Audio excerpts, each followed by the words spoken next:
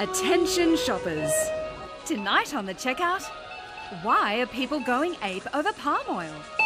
Julian scans the code for barcodes and palm reading for pooches with the loving pet owner.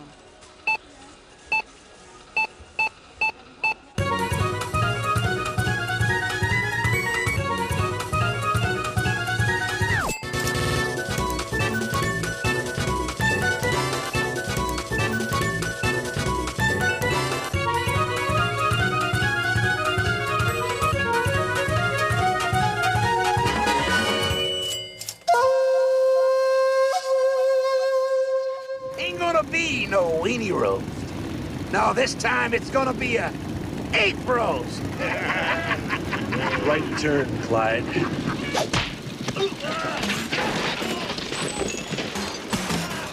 That was the 1978 film Every Which Way But Loose, starring Clint Eastwood and Clyde the orangutan, an action-packed comedy adventure. But could a film like that even be made in the future? Well, I hope not. It was forgettable apesploitation dross. The point is that orangutans like Clyde are under threat because their habitat is affected by the production of palm oil, which means that we may never see another movie like this again. Good. Oh, come on, Margaret! Lots of people have contacted us concerned about palm oil, and they're right to be, because palm oil plantations are a leading cause of permanent deforestation in Southeast Asia, which just might have something to do with the fact that palm oil is used in so many of the products we love, like detergent, margarine, shampoo, toothpaste, pizza dough, cookies, ice cream, oh, not chocolate, too! It's estimated that around 50% of all packaged foods contain palm oil and its derivatives. And on average, Australians consume around 6 kilograms of palm oil each year, which isn't that bad, unless you leave it to the last minute. 4, 3, 2, 1, You probably don't remember consuming that much palm oil. And that's because our lax labelling laws mean that most products containing palm oil don't actually say palm oil on the pack. Oh, OK, except for N Essentials palm oil. That's pretty clear. Palm oil and its derivatives have got more names than Puff Daddy. I mean P. Diddy. I mean Diddy? Sodium lauryl sulfate in soap? That can be made from palm oil. Glycerin in makeup? That can be made from palm oil. Even something labelled as good old vegetable oil can be palm oil. In fact, 1/3 of all vegetable oil traded worldwide is. Palm oil has so many different weird names that it's almost impossible to know where it is. Isn't that right, Zoe Norton Lodge? Okay, it's true. I've been palm oil all along. Even Earth Choice dishwashing liquid has palm oil in it. Now, this is the bit on the checkout where we'd normally tell you what hypocrites they are. Earth Choice contains palm oil. Right turn, Clyde. But the makers of Earth Choice are actually trying to do the right thing. According to their website, Earth Choice's palm oil comes from a Malaysian plantation that's over 30 years old. So they're saying no more trees are being knocked down for their palm oil. And they also say that no orangutans have ever lived in that part of Malaysia. Oh. Plus, the company sponsors the Orangutan Project. Oh. And they voluntarily disclose the use of palm oil on the labels, unlike some, but not all. Great, so can I get out of this suit now? No. If you're concerned about palm oil, there's basically 2 options. The first is to avoid palm oil altogether. There's plenty of reasons you might want to, but it's easier said than done. Shop Ethical has a paid app that helps you identify palm oil products. There's an online store for palm oil-free products, and there's also a guide to all the names of palm oil in disguise. So you've got a handy, pocket-sized reminder of how impossibly complex all of this is. But avoiding palm oil isn't just hard to do. Many believe it's not even the best option environmentally. Palm oil is extremely efficient, requiring less land for yield than any other oil. So, the argument goes, what's really needed is sustainable palm oil, which doesn't contribute to deforestation or animal extinction. If you think that sounds clear, it's not. In reality, sustainable palm oil is every which way but clear. Well, this is awkward. It's just a banana in my pocket. Okay? Orangutans don't have pockets, Craig. The big global player in this area is the Round Table on Sustainable Palm Oil. They run a sustainability certification program that has divided green groups. Certifying palm oil is not a solution. We need to reduce demand. We support palm oil certification and we're trying to improve it. We're not against certification, but more needs to be done. I don't think I meant to be here. No wonder they're conflicted. The palm oil trade is so convoluted, many companies don't even know where their oil comes from. The gold standard in sustainable palm oil certification looks like this. It means at least 95% of the palm oil in the product is certified and that the entire supply chain is traceable. We only use certified traceable palm oil now. 32% of our palm oil supplies are fully certified and segregated. I'm definitely not meant to be here. At the other end of the scale, there's green palm. It's kind of like carbon offsets. It gives businesses a nice logo saying sustainability, even though what it probably should say is, we just bought some certificates so we could say that we support sustainability, even though we have no idea whether our palm oil is made from the tears of homeless orangutans. Although, it is better than nothing. The problem for Australian consumers is that even these logos are rare on our products. So all you've got is what companies say. And that can be confusing. The certified palm oil in our products is 100% traceable, but only 9% of your palm oil is certified. Well, we use 100% certified palm oil in our private label brands, but it's the weakest level of certification and can't be traced. It's not easy being green. Either way, Coles and Woolies both say we'll only be using sustainable palm oil by 2015. And they're not the only ones. We'll be fully sustainable by 2015! Many businesses are moving in the right direction because of consumer pressure. And if these trends continue, maybe one day every which way but loose really could have a sequel. There was one. It was a disgrace. He's a much better actor than you. Now that I can agree with.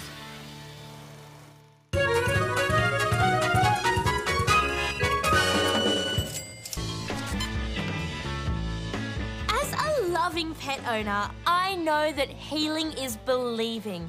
And one of the healingest things ever is crystals. That's why I bought Crystal Healing for Animals. I can use the power of crystal massage to help my guinea pigs with their bereavement and constipation issues. I am so sorry that your mum died and you can't go poo-poos. Some healing needs more than just crystals. Now, thanks to Green Pet No-Sodes, I can vaccinate Latoya the homeopathic way. Some people, like the RSPCA, don't advocate the use of homeopathy, but they obviously haven't seen how lively canine oral no-sodes made this dog look. For too long, I've wondered how to read Samantha's paws and personality. That's why I bought Palmistry from the Astrology and Pets section of Google Books. Samantha, your paw is very hard to read.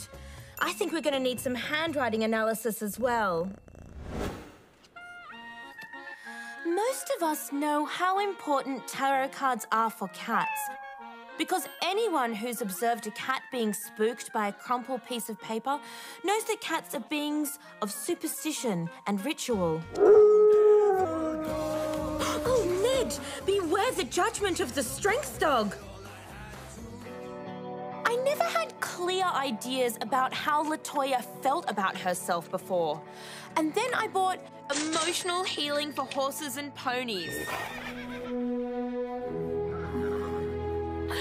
Now I know when Latoya's sad and how to heal her unsad too. One of the most specialist therapies is animal Reiki. Reiki works on all people and animals, especially sheep. But if you find Reiki too invasive, there's always Bowen therapy. Small animal Bowen works by using fingers and thumbs to apply no pressure, because there's nothing an animal likes more than almost being patted. I would never lose a pet, but if somebody did, it's great to know that Amanda de Warren's missing pet readings can be conducted over the phone in 20 minutes. For just $99, Amanda will tell you the general area of your missing pet. Oh, hi, Amanda, it happened again. That's if a pet is physically lost, but when they're emotionally lost, I turn to Lisa Callan, pet psychic. I know I can trust her because she's on the ABC. Any animal that has an indoor toilet problem, I tell them, first of all, telepathically, it's filthy, it's disgusting, it stinks, it's germy, it's awful, we hate it, do not do it. And then as I'm doing it, I'm actually slightly tightening my pelvic floor muscles. I so wish Lisa could tighten her pelvic floor muscles around my pets. On a more interesting level, it was a ferret that first told me that he didn't want to come back as a ferret, he wanted to come back as a cat. Did you used to be a ferret? Oh, I better check your handwriting.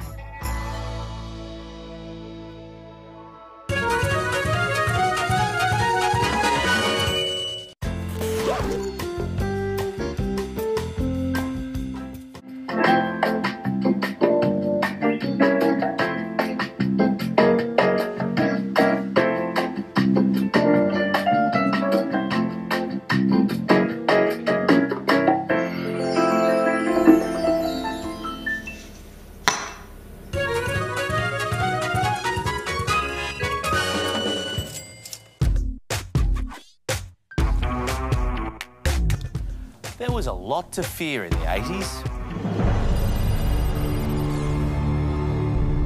AIDS, shoulder pads, and barcodes.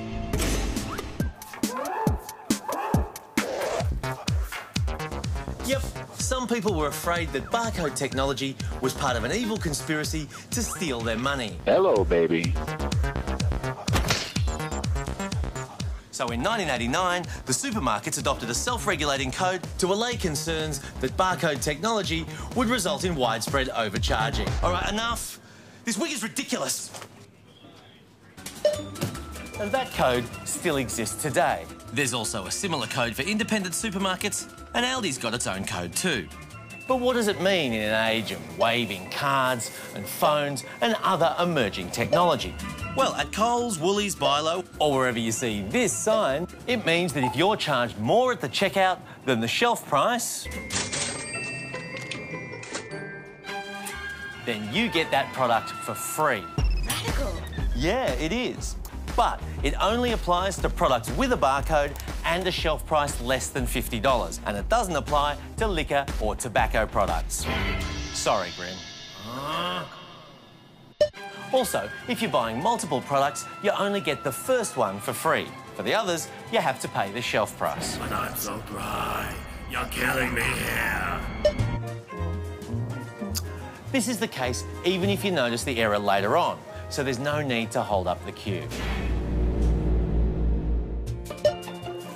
And you can get the product for free even if you haven't already paid for it or if you've left the store. Unexpected item in bagging area. The code also applies if you're at one of these modern fandangled self-checkout areas too. It is in the bagging area. It is! Before continuing. And by the way, even if there's no barcode on the product, the consumer law says that where multiple prices are shown, if they sell it to you, it has to be at the lower price. Excuse me. Oh, this happens every time. So there's nothing to fear from the humble barcode after all. Although it is the mark of the devil. Apart from that.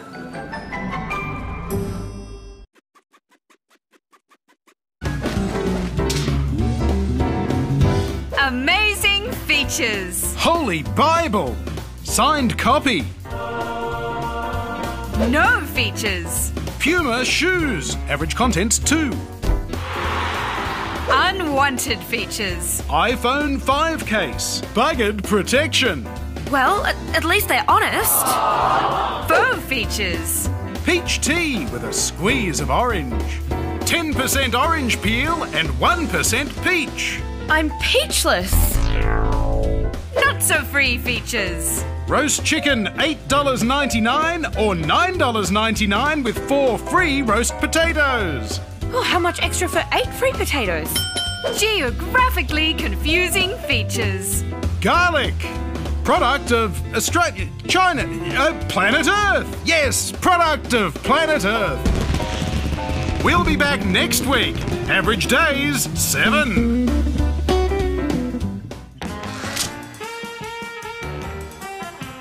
Oh, toilet paper. It's for when nature calls. But toilet paper's also heard the call of nature. And today, almost all major brands in Australia carry one of 2 eco logos. This one from the Forest Stewardship Council, or this one from the Program for the Endorsement of Forest Certification. So if you care about the environment, which one's better? FSC guarantees the forest material in your toilet paper is from responsible sources, while a PEFC logo says your bog roll will be sourced from environmentally sustainable forests.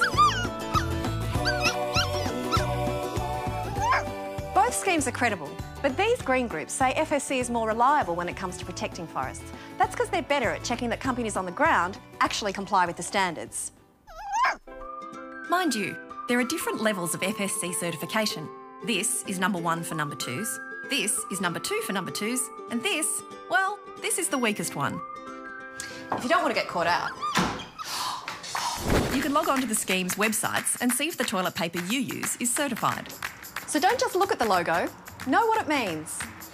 But there's more to sustainability than just a logo. Where the paper comes from isn't the only environmental issue. There's also what sort of bleach or chlorine's used. Luckily, all major brands in Australia either don't use chlorine or they use the better kind. How did you do that? Another question is whether your nice forest-approved toilet paper is recycled. And this is where it gets confusing, because recycled can include the factory offcuts of paper that's never been used before. Choice says what you want is post-consumer recycled paper, which means paper that's been used at least once before. Look for the FSC recycled logo. It means the paper inside is at least 85% post-consumer. If the pack says made from used office paper, you know you're fine. By the way, claiming a toilet paper as biodegradable is pointless. Any plant-based paper will biodegrade. Although if they say it isn't biodegradable, maybe then you should worry. Sit, wait. There's one more thing. Paper versus plastic wrapping. Paper you can recycle anywhere. But plastic can't be recycled by your standard curbside pickup. You need to recycle that at special bins outside places like Coles and... Oh, naughty boy.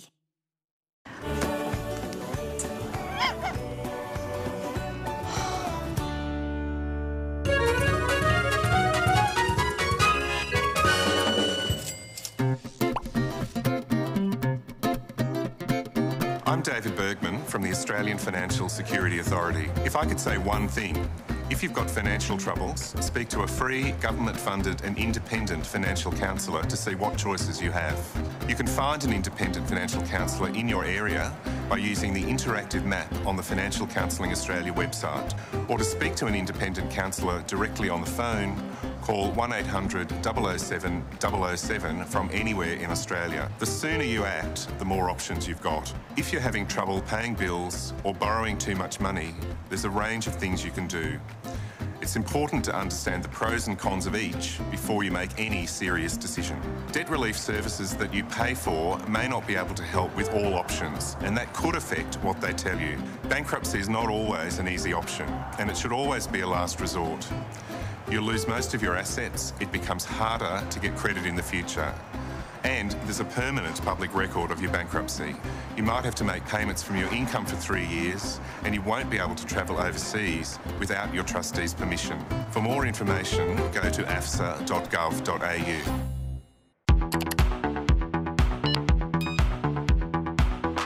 Welcome to F YouTube, the segment where we bring peace to the world. Oh no, that's Miss Universe. Our first question's about bloatware. Well, I prefer to call them my milkshake pants. So soft and roomy. Recently I bought a Samsung Galaxy Tab 3 Lite from Harvey Norman. Whoa, slow down. Yeah, I guess Grace does speak a little fast. Not her, the whole show. I haven't understood a thing for years. Fair call. Anyway, Grace had a problem when she bought her tablet. Oh, that reminds me. On the ticketed price, the box and the catalogue, it all advertised 8 GB of storage. However, when I went to transfer some awesome study music, it said I only had an available 5 GB. And I thought, okay, this is a bit off. Bloatware is software you didn't ask for that comes pre-installed on your computer, tablet or phone, and Samsung loves it. Last year, a UK consumer group found the 16GB Samsung S4 phone had less than 9GB of actual storage, worse than any other 16GB phone. Even the phone with the least bloatware, the iPhone 5C, out of the box already had about a quarter of its storage used on programs like Siri and Apple Maps. Siri? Asked Apple Maps to locate my tablets.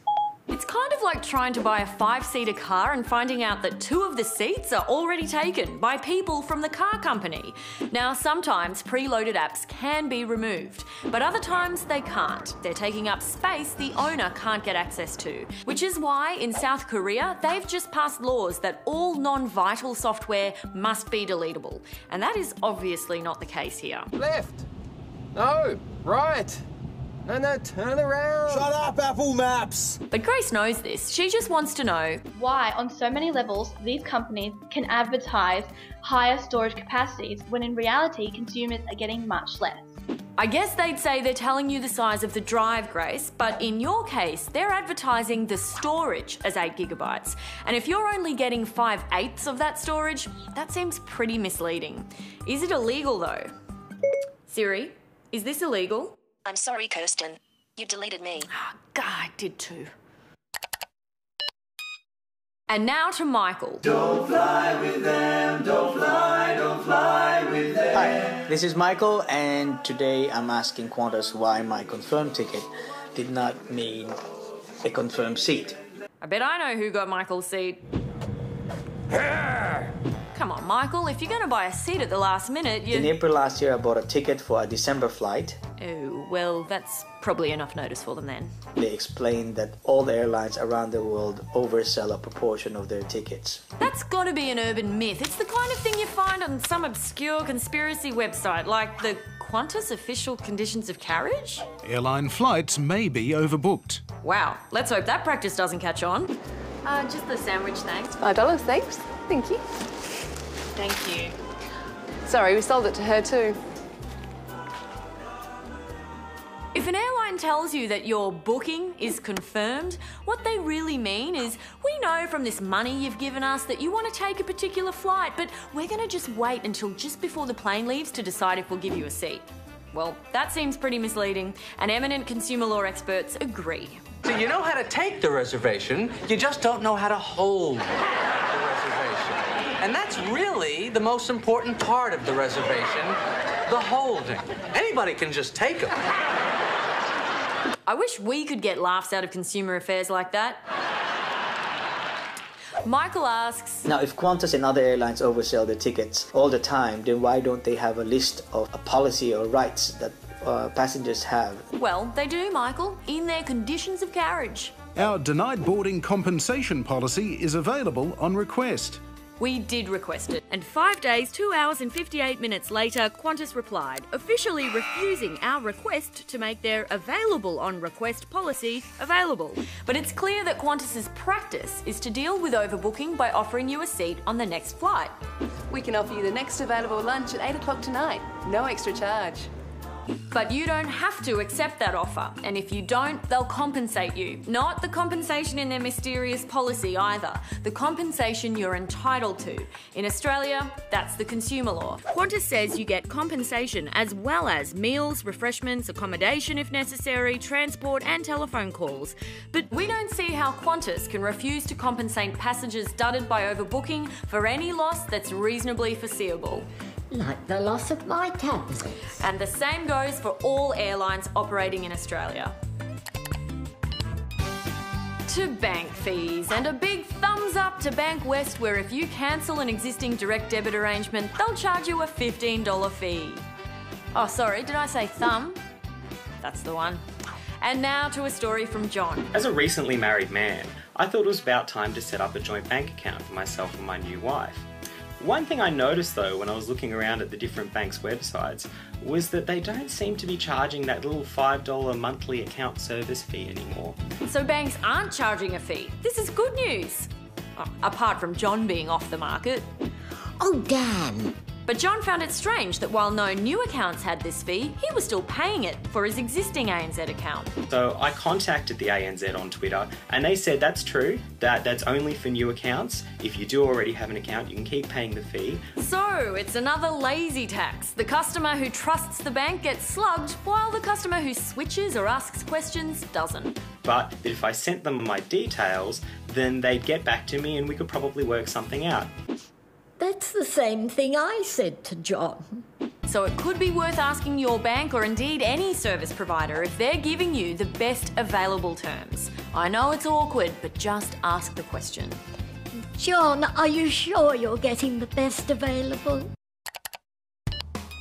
Finally, we get a lot of tip-offs, but every now and then one really strikes a chord with us, like this one from Ms. Smerston Flysdale.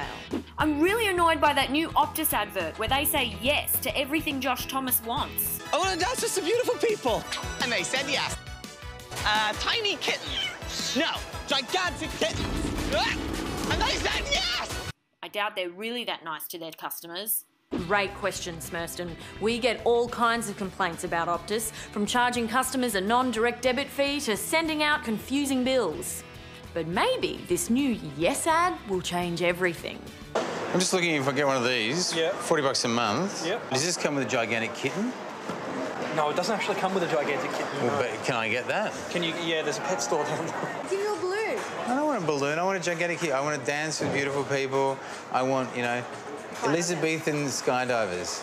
I thought if I asked for a gigantic kitten, Optus would say yes. No, we're saying more yes, but not yes to everything.